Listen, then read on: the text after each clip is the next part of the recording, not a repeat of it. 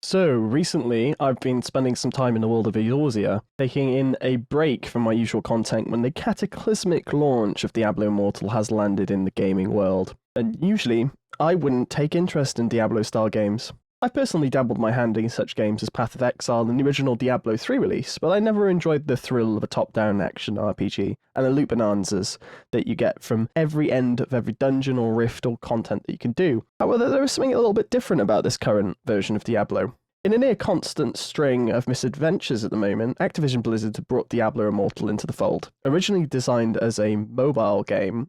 Wait, what? Goodness. Is there any plans to make this playable on PC, or is this strictly mobile forever? Are there any? The current plan is to be on mobile, both Android and iOS. We don't have any plans at the moment to do PC. They really backtracked from that, didn't they? But nevertheless, our adventurous fellows have continued on regardless, pushing the game out onto both PC and mobile, despite their original suggestions. Now, this game could have gone by the books as a standard release, if not for a semi-decent game by some objective critics who say the gameplay loop is actually quite enjoyable, if not for the fact that there has been one creeping element into the mainstream that doesn't paint the game in a good light. Oh. They've gone for the microtransactions again, haven't they? Now, Diablo itself isn't a bad time, but it appears the developers, and perhaps those a little bit high up, have decided to lace the game with a little explorative mining of their own in the 2020s design, that of microtransactions. Begrudgingly, the market for live services and cash shops for games isn't a new phenomena. Active Blizzard themselves, both separately, since their merger, and otherwise, have had powerful incentives putting these in games such as Call of Duty, or in my case, Overwatch. However, this previous level of expenditure seems almost timid in comparison to the Goliath pricing of that of the Eternal Orbs, and by proxy, that of the legendary crests used to get into or obtain the best quality loot in the game, but we'll come back to that later. On screen, you will find the fruits of Active Blizzard's labour, where the costs of the Eternal Orbs is only matched by the fact that they fall just shy of the ability to purchase the things in the game that you want, or just over it. For example, a legendary crest itself costs 160 Eternal Orbs, and we can see from our lovely example here that a $4.99 package will net you a measly 315 orbs, right? Easy. Apart from the fact you are now 5 orbs short from neatly purchasing 2 legendary crests rather than the one with just a lot of pocket change.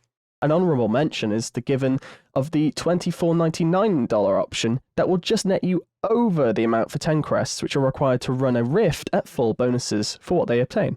Whilst I won't get into the additional translations about how Eternal Orbs can be turned into Platinum, for instance, another market currency in Diablo Eternal, we'll quickly follow how this actually affects the rifts and mechanics of the game in question, and how this creates a cycle, effectively, which leads us to be a little bit worried.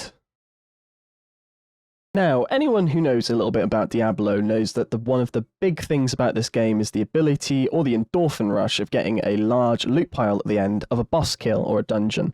The thrill of rushing for the loot after a conflict with the come down of potentially hard-earned winnings is something that we can all enjoy, but in Diablo Immortal this is taken a step further. Rifts in Diablo Immortal are a staple for the game's economy and gameplay loop, supplying dungeons of varying difficulties for play to go in and to jump out of with some nice shiny things. Elder Rifts, in this case, are simply the older siblings of Rifts, providing the players a much needed way of gaining higher tier loot and gems, which we'll touch on later. Now, you'll ask, how do these crests actually affect the Rift mechanic? Well, it turns out, crests and legendary crests can be applied to Rifts to increase the wards from said excursion. Believe it or not, this is actually how it works. As you can see on screen at the moment, a basic rift allows an individual to apply up to 3 crests in order to increase the rewards of that rift. Simple, right? Well, actually no. It turns out that you can have up to 10 slots. Yes, 10. You know, remember that little comment earlier about $25 netting you 10 legendary crests? Well, Diablo wants you to reinvest that sum straight away into the total sum of 1 Elder Rift. Now granted, you could do 10 one crest rifts as well, However, you'd be fighting the odds even more for the best gear and progression in the game, alongside the ultimate pinnacle of what you'd be looking for in the terms of the 5-star gems, which is the ultimate line for progression in the game. Shown before you is the official guidance about how to get gems, that 1% chance on a shiny 5 out of 5-star gem with every legendary crest. Simple, right? However, reality is a little bit more like this. As we can see from this list, reality is a little bit worse than fiction. A 5 out of 5 gem has a chance of 0.05%, or 1 in 2,000 chance of dropping as per every legendary crest involved. Now, if you think that's bad, remember you can apply 10 of these to each rift, and it seems to me those chances aren't compounded by each other. So, as I was recording and looking into this video, learning all the lingo, for instance, and realistically making sure that I had all the cards correctly, I actually just came across this thing called the Rift Simulator, which is what someone has built to simulate what it actually takes to, money-wise, that you could put into these rifts in order to get a 5-star gem. Now, as you can see, you can waste $25 with one slot, which then allows you to show what you'd probably get as an end result from one of these rifts when you kind of put in the money for $25 to get a full selection of 10. Now, to calculate the cost of a 5 out of 5 or 5-star gem, you can run this now. As you see, the numbers are just going up, and up, and up, and up. We've currently passed $1,500, or $1,500 for those in the US, and the numbers are just going up. Do you know what we're going to do exercise? We're just going to stay and wait here until this actually completely goes.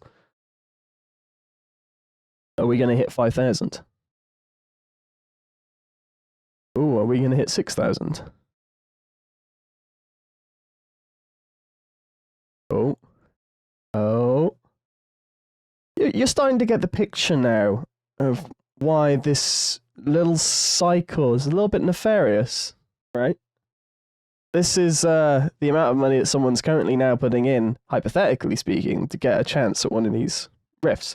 Now, this also doesn't include the fact the amount of time someone is putting in real-life hours to go get, not just money, because you can't obviously do these for free, and unfortunately, I don't want to give Activision Blizzard any idea about whether or not they can get these for free.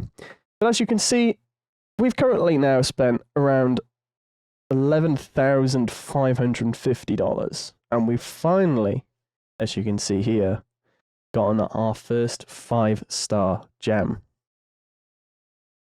It sort of says a lot, doesn't it? And so we have it. The full cycle of microtransactions, once an individual doesn't get their 5-star, they simply enter the Wheel of Fortune again, paying over the odds for the opportunity to just buy another roll of the dice. Fundamentally speaking, anyone can do this with their money. It's not my place as an adult to tell you what you can and can't buy, after all. It's simply your decision to make. However, it is my decision to make you aware of this predatory main mechanic, which is more akin to a gacha game than it is an actual gameplay experience that adds to the game itself. As well as the fact that Diablo Immortal didn't actually launch inside Belgium and Netherlands, for the simple explicit reason that ActiBliz are keenly aware of where their opponents lay and how to skirt around them. If I were to leave you with any questions for today, this would be the one. Where will the line fall? We've seen the grounds of these aspects and cosmetics go from a cosmetic-only argument with live services to the way that players can now simply seek to expedite their process by enhancing their abilities, such as in the legendary crests today. But even in this case, it is just simply another way to expedite the process. Who knows what will happen in future? We may be even able to pay for one of these 5-star gems outright without having to do any of the work for it. Or perhaps there'll be different inclinations about buying experience with legendary crests. The aspect of it is, and on a somber note, is that we just simply don't know where this ends. Whilst this is a little bit more grim than my usual videos, I do hope it spurs some thoughts about the current state of live services in our games, and about where the future of live services will go if we continue to simply use them as they are now. But until next time, please do take care, and don't forget to like and subscribe for more content like this. Have a lovely day. Goodbye.